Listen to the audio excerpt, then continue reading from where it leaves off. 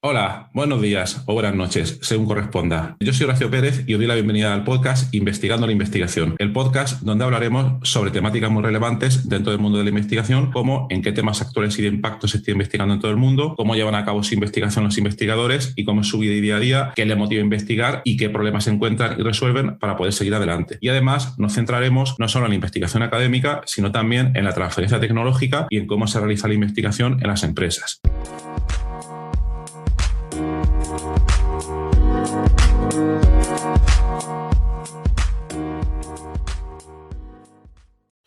Hola, hoy es viernes 11 de marzo de 2022 y hoy tenemos el segundo episodio del audiocurso sobre escritura de artículos científicos. Algunos me han comentado que la estructura y el contenido es muy interesante, pero que quizás se hace un poco largo. Entonces vamos a tratar de condensar un poco las ideas comentadas, porque ya sabemos que todos tenemos muy poco tiempo. En el anterior y primer episodio estuvo en torno a 30-35 minutos, entonces hoy voy a tratar de condensar un poco más las ideas de este episodio y bueno, ya sabéis, luego haré un episodio, os pondré algunos ejercicios para que practiquéis estos conceptos y luego habrá otro episodio donde responda algunas de las dudas, si las planteáis, sobre todo el contenido que os voy a comentar hoy aquí. Muy bien, pues vamos a por ello. Este es el segundo episodio. Recordar que en el primer episodio lo que vimos, para los que no lo hayáis escuchado, y si no lo habéis escuchado, pues tirad a ello, escuchadlo primero, si no va a ser un poco difícil seguir un poco el hilo, os lo recomendaría, ¿vale? El primer episodio comentábamos brevemente los siguientes puntos: por qué es importante publicar y sobre todo entender cuál es la comunidad científica dentro del área en la que tú estás. Y entonces comentábamos que era muy importante entender los principales retos de tu área, quiénes son los grupos investigadores top, cuáles son las revistas y congresos de tu área donde se publica, y luego entender muy brevemente cómo funciona el proceso de publicación en journals. Bien, pues hoy lo que vamos a ver es cómo, una vez se entienden los conceptos anteriores, vamos a comentar cómo planear cómo va a ser tu artículo. Bien, pues ya suponemos que sabemos cuál es nuestra área, eso es importante, y ya sabemos los investigadores más relevantes, los grupos de investigación más top o los grupos importantes. No tienen por qué ser solo los grupos top, hay muchos grupos muy buenos haciendo cosas y ya sabemos las revistas y congresos de nuestra área. Vale, entonces el siguiente paso de cara a planificar cómo va a ser nuestro artículo es entender cuál es la estructura o las estructuras más comunes en las cuales se esquematizan o planean los artículos dentro de nuestra área. Vale, ¿cómo lo hacemos? Pues bien, como en el paso anterior ya sabemos, por ejemplo, cuáles son las revistas o congresos top y ya sabemos nuestra área clave, lo que haríamos sería realizar una búsqueda de artículos relevantes en nuestro área, que es lo que hemos comentado en el episodio anterior. Pues bien, una vez hemos realizado esa búsqueda, nos tendremos que parar un poco y seleccionar, por ejemplo, vamos a suponer que de esas revistas más importantes seleccionamos 10 artículos relevantes. Entonces, a partir de ahí, que sean obviamente de diferentes revistas, para no estar un poco demasiado predispuestos al esquema que es utilizar una única revista, pero entonces ahí nos fijaríamos, cogeríamos esos 10 artículos y los examinaríamos con atención para ver cuáles son las estructuras más comunes de esos artículos. ¿A qué me refiero con estructuras más comunes? Bueno, la estructura de un artículo es cómo se esquematiza. Es decir, por ejemplo, una de las estructuras típicas son, primero, tenemos una introducción, y en la introducción lo que se comenta es cuál es el problema que estamos trabajando, luego qué soluciones se han propuesto por otros investigadores, un breve resumen de la idea que queremos proponer nosotros y cómo vamos a llevarla a cabo. Luego una parte donde describimos los métodos que se han utilizado para desarrollar esa idea que tenemos. Luego más tarde una parte de resultados, donde con esos métodos, qué resultados se han obtenido en ese trabajo de investigación.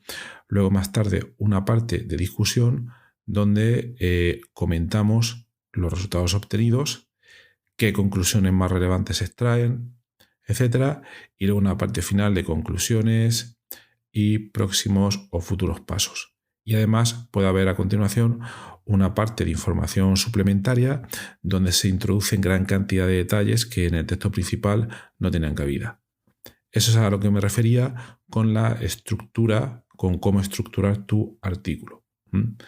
Esta es la estructura típica que yo creo que os puede valer en gran parte de los casos, en diferentes áreas de investigación, pero no siempre tiene por qué ser así.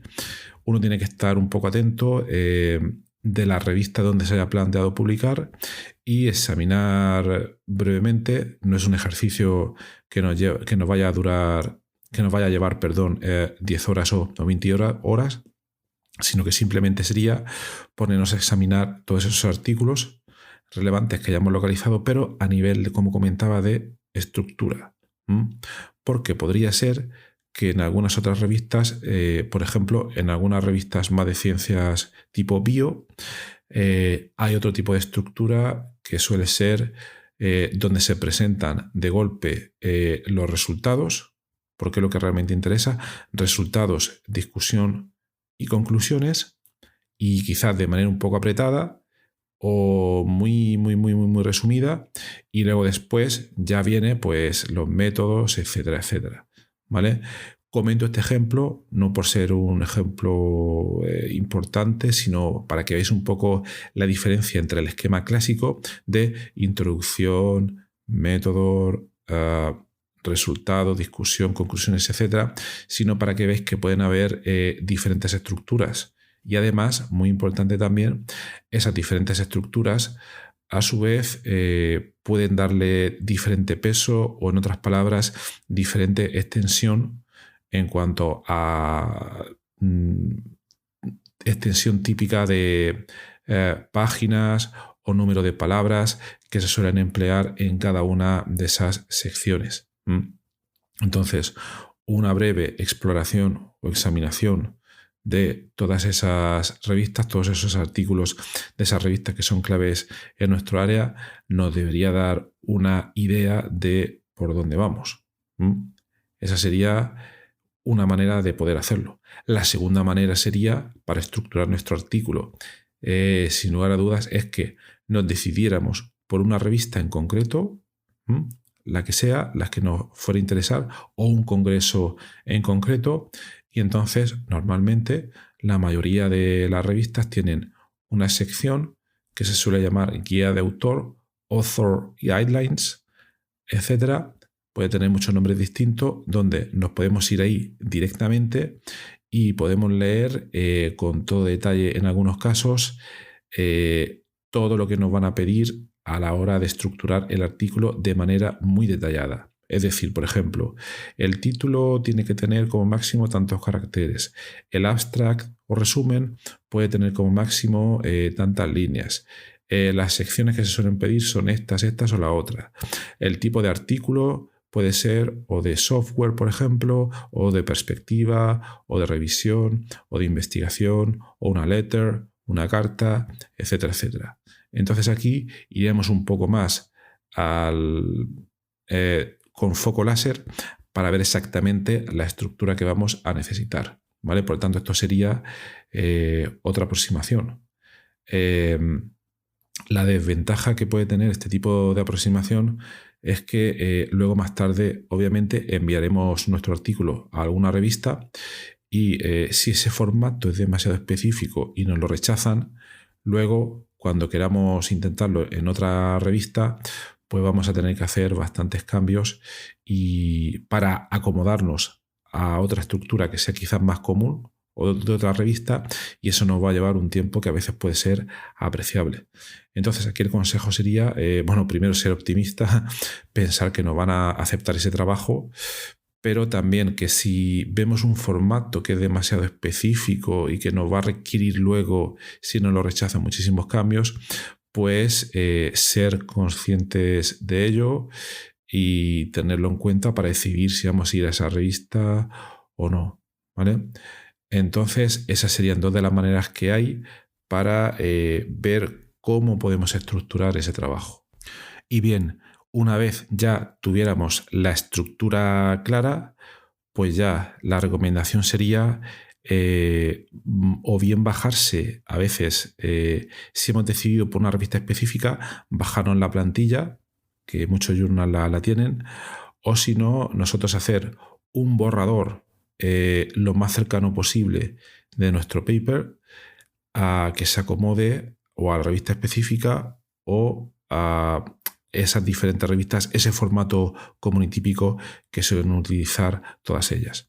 Y una vez que tuviéramos ese borrador estructural, mi recomendación sería, lo que hace muchísima gente, es asignar para cada una de las partes, por ejemplo, introducción, voy a asignar 3.000 palabras o 2 páginas o 3 páginas a un tamaño de fuente y espaciado determinado, etcétera, pero por decirlo de otra manera, preparar un poco la extensión para centrarnos un poco de lo que vamos a necesitar.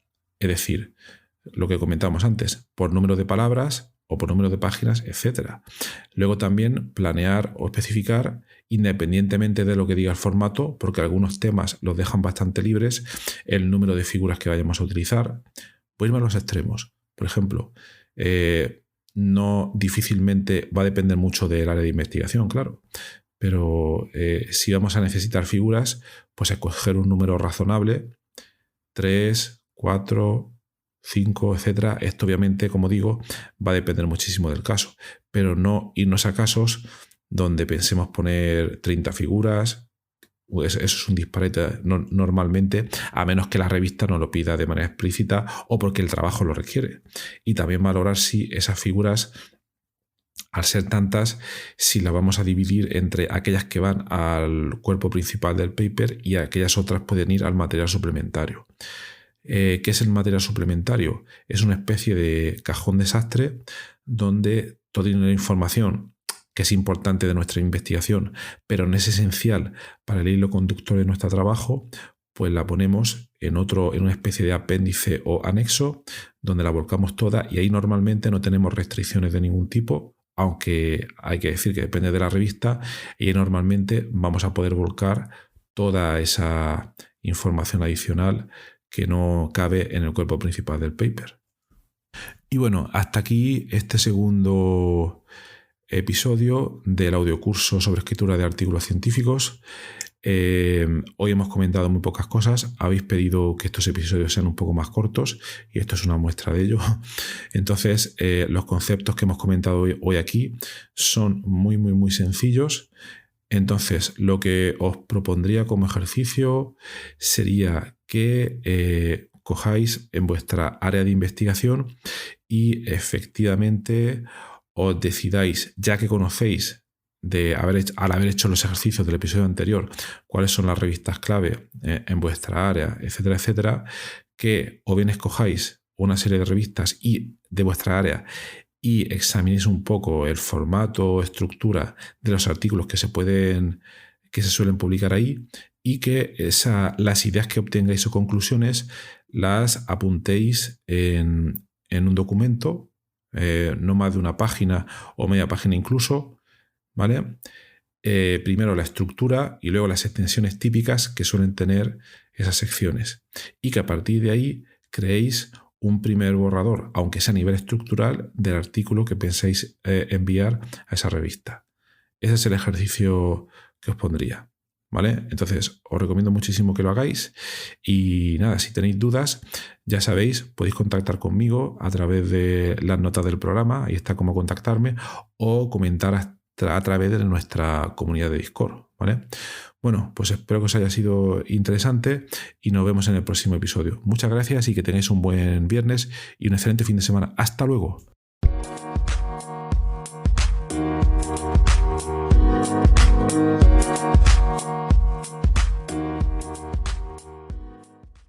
Gracias por estar ahí y por escuchar este podcast. Os recuerdo que en la nota del episodio tenéis los detalles sobre muchas de las cosas que hemos hablado hoy y también un formulario donde si quieres puedes opinar sobre el podcast, para bien o para mal, como quieras, estás en todo tu derecho, y también sugerir si quieres un próximo entrevistado o tema que está relacionado con la investigación, claro, pues tu opinión me parece muy importante, tanto a mí como a toda la audiencia de este podcast que va creciendo y que va contando muchas cosas interesantes. También comentar que si te interesa alguna de las técnicas que hemos mencionado hoy de manera muy breve en el podcast, me puedes contactar directamente y te puedo dar más detalles.